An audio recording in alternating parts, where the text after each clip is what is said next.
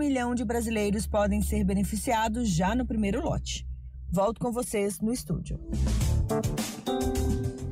2h46, a gente muda de assunto porque hoje, dia 24 de junho, é o Dia Mundial de Prevenção de Quedas. Segundo os últimos dados divulgados pelo Ministério da Saúde aqui no Brasil, 7 em cada 10 mortes acidentais de pessoas com mais de 75 anos são causadas por quedas. E 70% desses acidentes acontecem aí dentro da própria casa do paciente. Sobre esse tema, a gente conversa com a Paola Andreoli, ela é presidente da Sociedade Brasileira para a Qualidade do Cuidado e Segurança do Paciente. Primeiramente, obrigada pela disponibilidade e pela conversa aqui no estúdio CBN. Paola. Boa tarde, Thalita e Tayla. Eu aqui agradeço aqui o convite, a oportunidade para conversar de um assunto tão importante, né, de interesse do público em geral. Paola, e isso acaba chamando a atenção, né? 7 em cada 10 mortes com pessoas acima de 75 anos são causadas por quedas e mais da metade aí acontecem dentro de casa. Então, um ambiente ali mesmo em que a pessoa acaba ficando mais segura dentro de casa ou com a família acaba sendo um grande risco também para esses pacientes. Sem dúvida.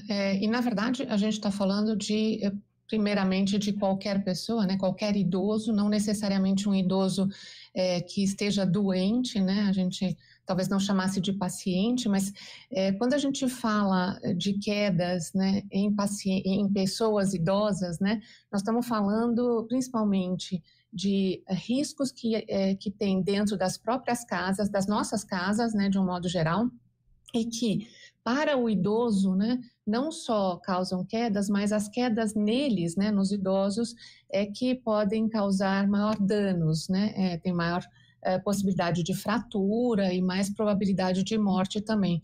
Do que a gente está falando, vamos dizer assim, dos perigos dentro de casa, né, para ser mais específico? Nós estamos falando de um tapete que esteja mal posicionado, de um móvel que esteja também mal posicionado no meio da circulação de um corredor ou de uma sala, piso molhado, às vezes ambientes muito escuros, né, assim, o que acaba acontecendo muitas vezes é que o idoso acorda no meio da noite para pegar uma água, ir ao banheiro e às vezes não consegue se encontrar no ambiente justamente porque o ambiente está completamente escuro, né.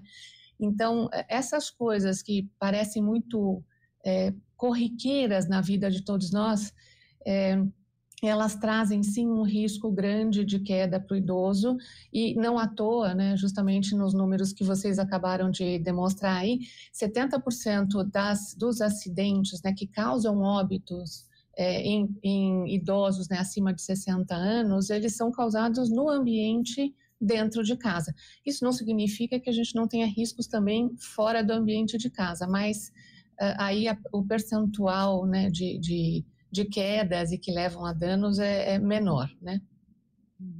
Paola, boa tarde. Quais são as principais causas dessa queda, né? Muitas vezes o idoso tem ali um mal súbito, tem um desequilíbrio. Por que essas quedas acontecem tanto quando a gente fala da população mais idosa? Sim, tem uma condição individual nossa, né, que ao longo do tempo, né, a gente vai perdendo massa muscular, vai tendo maior fragilidade óssea, né, muitas vezes os idosos também desenvolvem, muitas vezes, algumas doenças crônicas, então, portanto, começam a fazer uso de medicação que pode causar vertigens, que pode causar algum mal-estar, né.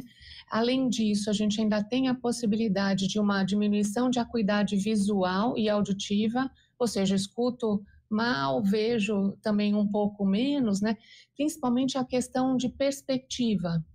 Isso é uma questão bastante importante que eu sempre chamo a atenção. Muitas vezes o idoso perde a perspectiva de, por exemplo, o quanto ele tem que levantar o pé para conseguir vencer um determinado obstáculo, e ali acontece a queda. Isso acontece numa escada, isso pode acontecer para ultrapassar, por exemplo, o cachorro que está sentado na beirada do sofá, né? Sim. Então, a perda dessa acuidade que a gente chama, né, o termo técnico, é justamente a perda da perspectiva do quanto ele precisa se afastar ou não de um determinado objeto, muitas vezes causa a queda.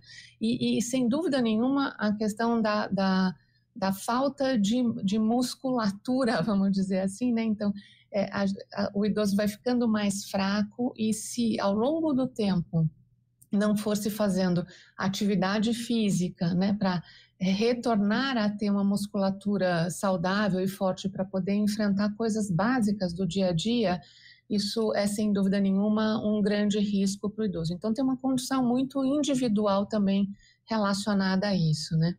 Isso que, inclusive, eu ia te perguntar, Paola, a atividade física pode auxiliar ali o idoso, de repente, numa situação como essa, evitar esses casos? Muito, muito. Atualmente, até dentro da área mais específica de fisioterapia, de educação física, existem até técnicas específicas para fazer a atividade física ou exercício específico para a musculatura do dia a dia, vamos dizer assim, para você andar com mais segurança, para você levantar de uma cadeira, para você sentar. Toda essa musculatura ela é bastante específica para a gente, né? E, vamos dizer, durante a vida toda a gente faz uso dela sem se perceber, mas neste momento, né, para acima de 60 anos, 65 anos, é muito importante que a gente reforce. O que os técnicos, normalmente os físios, os educadores físicos dizem é que a gente deve aumentar a carga, né, de peso justamente para fazer musculatura mesmo, né, porque se perde muito músculo e rapidamente perde-se muito músculo ao longo da senescência, que é o nosso envelhecimento normal, né. Então, a atividade física, uma consulta médica, vamos dizer assim, regular, normalmente com um geriatra, né, especialmente com um geriatra que vai olhar o idoso como um todo, né, com as suas dificuldades, para ver se não tem nenhum medicamento que também pode causar, né, um mal-estar, uma vertigem. Alimentação, a gente sempre diz, né, quer dizer assim, precisa se alimentar, beber muita água, porque o idoso também desidrata muito facilmente. Então, todas essas condições, né, que são condições de senescência, elas podem ser um risco, sim, para todos nós no momento que envelhecemos, né? Doutora, como essas causas, né, que causam, aliás, essas quedas, elas são muitas vezes irreversíveis, né? Você citou aí a diminuição de visão, de audição, são questões que podem facilitar essas quedas em casa, já que isso não tem como reverter muitas vezes, como é que a gente pode preparar o ambiente para que esses idosos corram menos riscos? Tem como adaptar ali algo na casa, na residência, para que torne a possibilidade de um machucado grave ali ser menor? Sim, acho que começa, sem dúvida nenhuma, com uma adaptação de casa, né? Aquilo que eu estava dizendo, então, tapetes soltos pela casa são uma armadilha, né? A mesma coisa com móveis, né? Móveis que estejam interrompendo passagens, chão molhado, né? Muitas vezes dentro do banheiro, né? É uma condição bastante arriscada, então, colocação de barras, né? Se o idoso tem um pouco mais de dificuldade de mobilidade, a gente diz, ou seja, de andar, de se locomover, a colocação de barras, né, nos banheiros, principalmente dentro do box, é super importante, né?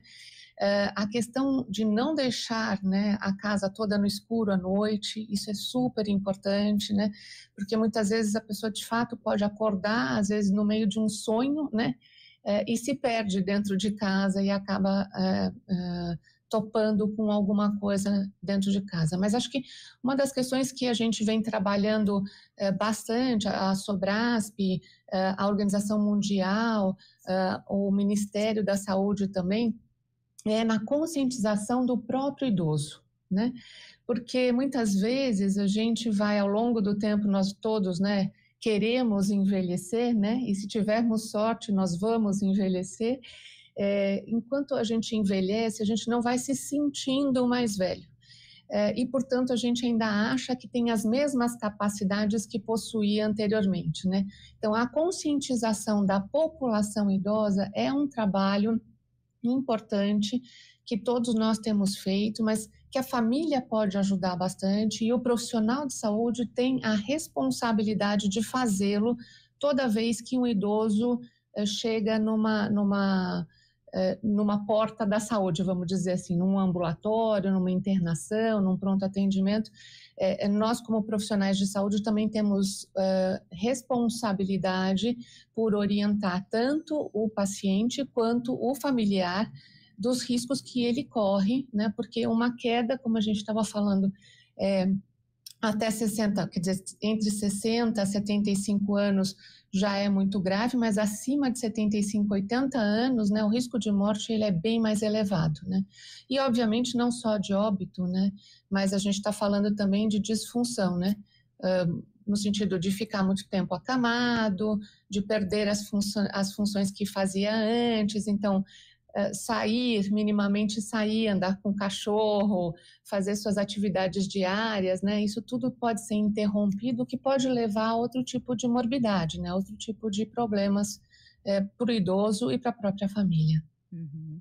Paola, e como é que você falou agora sobre essa conscientização dos idosos e como que a família também ali, quem convive, quem mora com o idoso pode ter esse relacionamento, né? Como é que você faz essa orientação para essas pessoas para poder ali conversar com os idosos, né, a respeito dessas dificuldades e também ali como é que eles podem agir em caso de uma queda, em caso de um acidente, para estarem preparados para um tipo de situação como essa?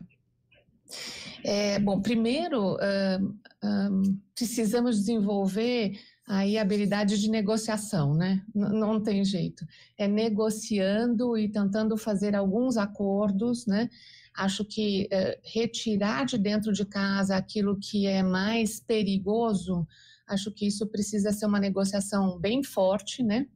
E bem assertiva para se conseguir fazer. Não é fácil, né? Acho que todos nós temos exemplos de pai, sogro, sogra, vizinhos, né? Algum conhecido em que você percebe que ele tem dificuldades, mas mesmo assim não consegue entender dessa dificuldade e se proteger. Então, a negociação acaba sendo o caminho, não tem muito jeito, principalmente quando a gente está falando de idoso independente, né? Nós não estamos falando aqui de um idoso que seja fragilizado no sentido de não compreender o que está acontecendo com ele. Por outro lado, acho que melhorar as condições de casa, né? Como a gente estava falando, de pequenas coisas, como tapetes, móveis, etc. e tal, isso é algo que a família pode e deve fazer. No caso de uma queda, eu acho que o importante, sem dúvida nenhuma, é procurar um serviço de saúde o mais rápido possível. E eu acho que é importante dizer que, assim, não se pode negligenciar uma queda no idoso. Dizer, não, só bateu um pouquinho a cabeça, só fez um machucadinho, né? Vamos colocar aqui um gelo e pronto, fique em casa, né? A gente tem que insistir porque, de fato, o dano pode ser maior e a gente pode não estar vendo. Então, é procurar um serviço de saúde, né? Procurar um médico e aí, através do serviço de saúde e do médico, ter, de fato, o diagnóstico de se realmente não houve nenhum dano, né? E se você pode voltar para casa sossegado. Então, não dá para negligenciar, achar que é pouca coisa. É importante a gente valorizar isso quando é uma queda no idoso. Tá certo. Paola, obrigada pela participação aqui no Estúdio CBN.